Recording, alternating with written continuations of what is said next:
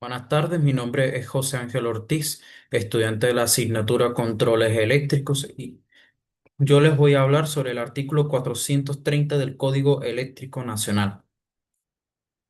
Soy de la extensión Maturín del Politécnico Santiago Mariño.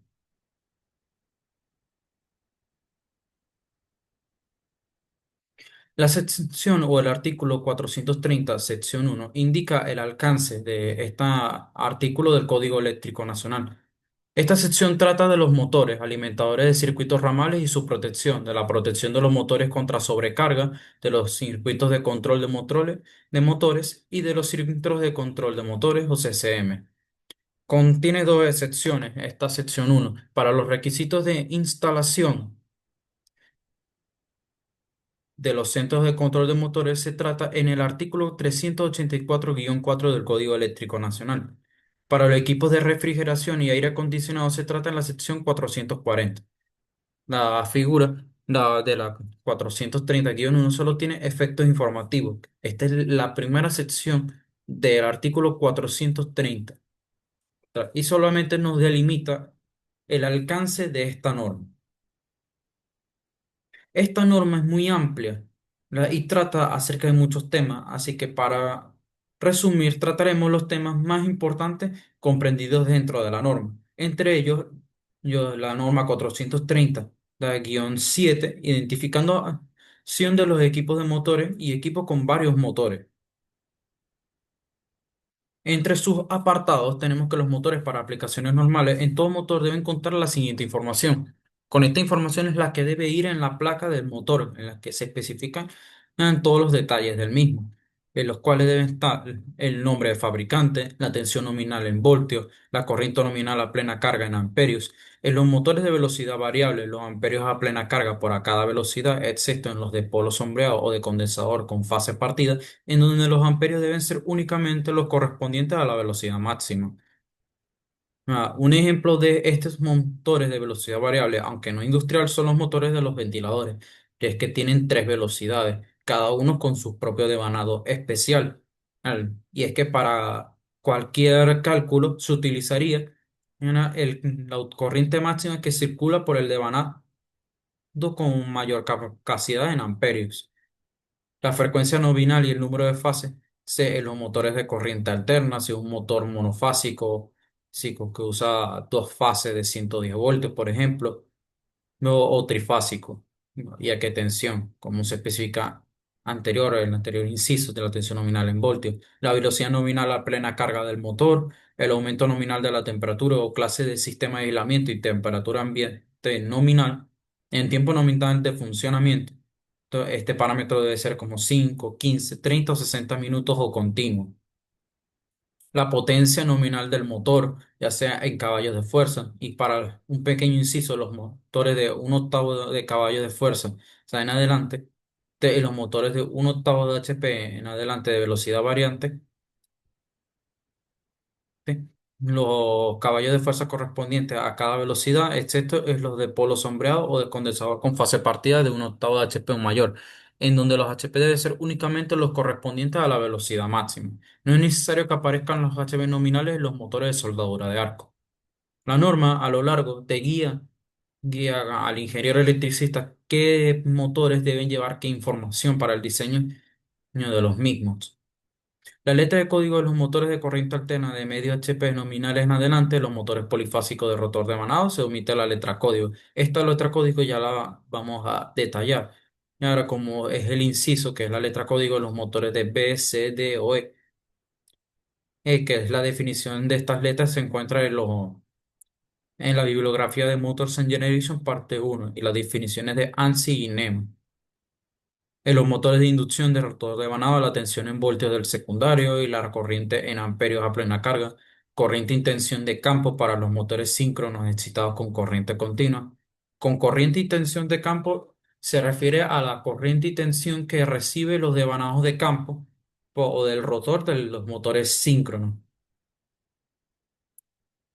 El tipo de devanado en los motores de corriente continua, ya sea en derivación normal, en derivación estabilizado, compuesto o en serie. Los motores provistos con protección térmica que cumplan los requisitos del artículo 430-32. no, A2 o C2 debe llevar la inscripción protegido térmicamente. Un motor que cumpla lo establecido en la sección 430-32C4 debe llevar la inscripción protegido por impedancia. Ah, Las letras de código de los indicadores de KVA-HP con rotor bloqueado. Las letras de código marcadas en las placas de características de los motores para indicar la entrada del motor con el rotor bloqueado deben cumplir con la tabla 430-7B. En esta tabla podemos apreciar la letra de código que indica la potencia del motor con rotor bloqueado, lo que debe aparecer en un lugar especial de la placa de características del motor. Como podemos apreciar, las letras en código van desde la A hasta la B, eh, que indican la potencia en kVA y en caballos de fuerza con el rotor bloqueado. Recordando que el rotor bloqueado es un estado en el que el motor no tiene, valga la redundancia, su rotor bloqueado y por él circula una corriente máxima. Sí, continuamos. En la norma 430-22, un solo motor. Ahora, en las disposiciones generales, los conductores de un circuito ramal que alimentan un solo motor deben tener una capacidad de corriente no menor que el 125% de la corriente nominal del motor a plena carga, teniendo en dos incisos que para motores de velocidad variable, la selección de los conductores del circuito ramal del lado del suministro al controlador se debe basar en la mayor de las corrientes a plena carga indicada en la placa de características del motor. La selección de los conductores del circuito ramal entre el conductor controlador y el motor se debe basar en la corriente nominal del devanado o devanados energizados para esa velocidad. Siempre se toma la corriente máxima que tengan los devanados de los motores de velocidad variable para el cálculo del conductor. Para motores con arranque en estrella y funcionamiento en delta, la selección de los motores de los conductores del circuito normal del lado del suministro del controlador se debe basar en la corriente del motor a plena carga. A continuación se clasifica el servicio de un motor, ya sea un servicio corto, intermitente, periódico o variable. Y se dan unas aplicaciones típicas, como para un servicio corto serían los motores de válvulas de subida o bajada. Y un intermitente sería para ascensores que no están funcionando siempre, sino que funcionan de forma intermitente, como ascensores en montacargas, cabezales de herramientas, bombas de agua, puentes levadizos, mesas giratorias, entre otras. Para soldaduras de arco, véase la sección 630-21. No, se refiere de que tenemos que especificar para soldaduras de arco otro artículo en específico. Para un servicio periódico, se tiene de ejemplo las máquinas de manipulación de bobinas, mineral y carbón. Y un servicio variable normalmente toma un porcentaje de la corriente nominal indicada en la placa de característica mayor que el resto. Y también se nos especifica que cualquier aplicación de un motor se considerará como continua a menos que la naturaleza del aparato movido por el motor sea tal que el motor no funcione continuamente con carga en cualquier circunstancia de uso. Para los motores de servicio continuo de más de un caballo de fuerza, cada motor de servicio continuo de potencia con más de un caballo de fuerza de potencia nominal debe estar protegido contra sobrecarga por alguno de los siguientes métodos. Por un dispositivo separado de protección para sobrecarga, sea sensible a la corriente del motor. Este dispositivo se debe seleccionar con una corriente nominal o de disparo no mayor al siguiente porcentaje de la corriente a plena carga y de la placa característica del motor. En otra norma, la 430-52, la capacidad nominal o ajuste para circuitos de un solo motor, en donde se especifica la protección para un motor para cortocircuito. En general, el dispositivo de protección contra cortocircuito y fallas a tierra del circuito ramal debe cumplir los siguientes apartados: 2B, C o D, según procede. Para todos los motores, el apartado B, el dispositivo de protección del motor contra cortocircuito y fallas a tierra del motor ramal debe ser capaz de transportar la corriente de arranque del motor. Para la corriente nominal de disparo, se emplear un dispositivo protector con una corriente nominal o un valor de disparo que no supere el valor calculado de acuerdo con lo establecido en la tabla 430-152.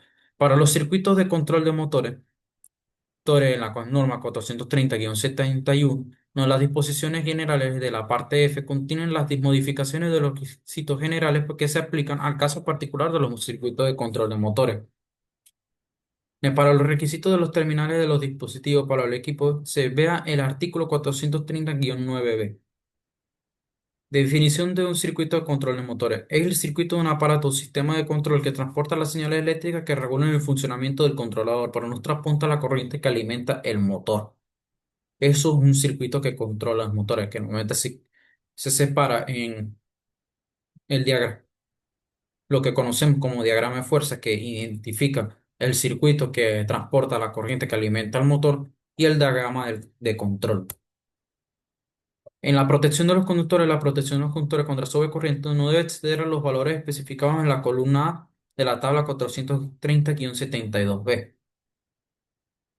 La protección de los conductores depende de su sección transversal, ya sea en WG o KC1000. Para esta tabla en específica, esta es especificado para WG. Eh, en la columna A, que es la regla básica, ya para cada conductores de cobre, ¿sí? O de aluminio o aluminio recubierto de cobre, o lo conocido como alumovuelo. Para las partes de la tabla que se indica como nota 1 es un valor especificado en el artículo 310-15, según proceda. Para los que se especifica como nota 2 es un 400% del valor especificado en la tabla 310-17 para conductores a 60 grados Celsius. Y los que dicen nota 3 son un 300% del valor especificado de la tabla, la 300-16 para conductores a 60 grados Celsius. Los controladores de motores. En la norma 430-81, en sus disposiciones generales, les trata de los requisitos de los controladores de los tipos de motores. Un controlador, para la definición de controlador, se retrata a la sección 100. Para los fines de este artículo, un controlador es cualquier switch o dispositivo utilizado normalmente para el arranque y parado de un motor, cerrando o abriendo el circuito de potencia del motor. Para motores estacionarios de un octavo HP o menos, se permite que el dispositivo de protección del circuito ramal siga como controlador de los motores estacionarios. Para motores de un tercio de HP o menos, en un motor portátil, tiene menos se permite que el controlador sea un toma corriente o con su enchufe. Para la 430-82, el diseño del controlador tiene que tener en cuenta el arranque y parado. Un controlador debe ser capaz de poder arrancar y parar el motor que controla. Y si para el autotransformador, un arrancador con autotransformador debe ser capaz de tener una posición de apagado, una posición marcha y por lo menos una posición de arranque. Y debe estar diseñado de modo que no pueda permanecer en posición de arranque o en cualquier posición que impida el funcionamiento del dispositivo de protección contra sobrecarga del circuito. Muchas gracias por su atención.